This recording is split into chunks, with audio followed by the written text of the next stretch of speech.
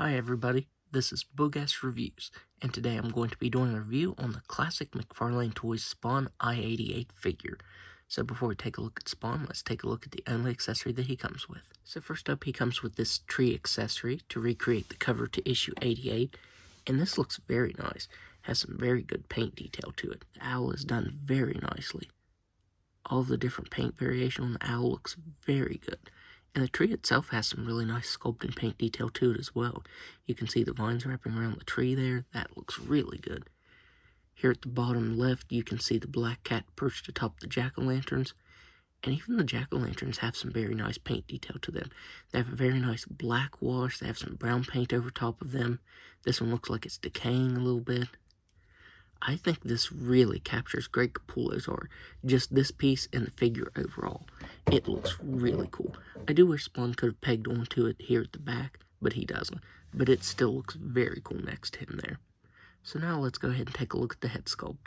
McFarlane Toys did a phenomenal job on this head sculpt. It looks amazing. The bright green eyes with the black outline there. The texturing on his burnt skin. You can even see the worms and maggots in his mouth. This head sculpt is sculpted so well. McFarlane Toys did an amazing job on this. And the cape is sculpted and painted just as well. You can see that very, very awesome texturing, as well as some really cool paint shading there. I like the way the shading is done there in the folds of the cape, as well as some orange shading. That just looks really good. I was blown away by how this cape looks. It looks amazing. The only downside is it is completely open on the back. I would have preferred it to be enclosed like this. But yeah, it does look a little bit funny if you're viewing it from this side, but it looks great if you have it from this side. Now, I actually didn't know this, but you can actually remove the cape. It's just pegged into his back, and it's meant to separate. It just pegs in like that. I actually thought I broke the figure when I did this, but no, it's meant to be removed. I thought it was kind of odd to have this big heavy cape piece that limits the articulation and then have an articulated Spawn underneath, but it's actually because you can take that off. Now, you can't do that with any other Spawn figures that use this mold to my knowledge, but I am happy that you can do it with this one. Here you can see what the body looks like, and even underneath the cape, he is sculpted and painted very well. I like how he has that dry brushing of blue over top of his black suit there. That looks very nice. This does reuse some parts from the 10th anniversary Spawn and the Collector's Club Spawn that's perched on the gargoyle. I think it reuses the upper half, but you get a new right glove piece here, and then his big boot, which I think by now is an iconic thing for Spawn. So yeah, even underneath the cape, this figure is sculpted phenomenally. The way the chains are done there look very nice. He even has a black wash over top of his glove here. On top of the spikes, you can see a nice black wash, and the black wash gets in around them. That looks really good. I do wish he would have had some chains attached to his skull right here, but he doesn't. He even has an awesome black wash on his left arm. That looks very nice. Now, the one big difference on this figure from the previous Spawn figures that use this mold is he actually has new hips that are ball jointed. I thought that was kind of an odd choice, but I do prefer these ball jointed hips. The previous hips are known for being very fragile, and these kind of feel fragile too, but since they're ball joints, they feel like they're a little more durable than the joints McFarlane used on the previous one. I also think it looks a little better too. Even the pouches on his leg are painted very nicely.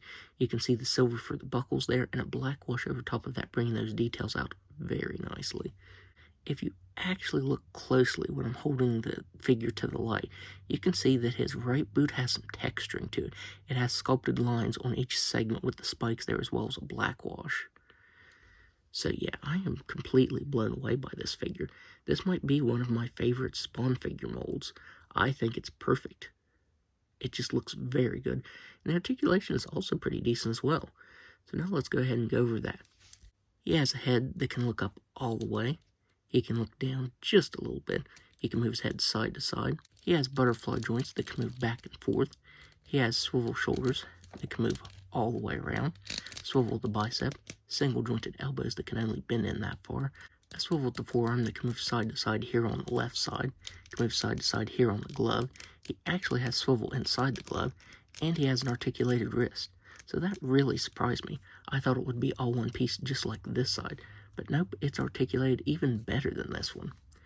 He has an ab crunch that can move back just a little bit. He can crunch forward just a little bit. He can move side to side up here, side to side at the waist. He has hips that can't do a split at all, but he can kick forward like this. You kind of just have to rotate his thigh swivel there to get him kicking forward. He can kick back that far. He has a swivel at the thigh, double jointed knees that can bend back all the way, swivel underneath these spikes right here, a swivel ankle that can move down all the way, up all the way, toe articulation. And on the right side, the boot does swivel, and his toes move up and down. I was surprised they even moved down that far. So now, let's do some size comparisons.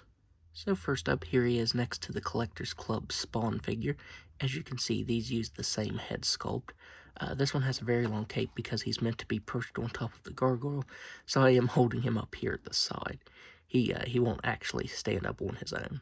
And finally, here he is next to what I consider to be the gold standard for a Spawn figure, the 10th anniversary Spawn figure. So overall, if you're able to find this, I would highly recommend picking this up because it looks phenomenal. And I was blown away by the articulation on it. I really didn't think he'd have as much articulation as he does. He is a really nice looking figure, and I think it really captures Greg Capullo's art very well. If I remember right, I think there might actually be a masked variant of this one, but it's even harder to find than this one. But yeah, if you find this one, definitely pick it up. So that's my review. If you like this review, be sure to hit the like button and subscribe to my channel, and let me know if you're interested in seeing more classic Spawn reviews in the comments below. Thanks for watching.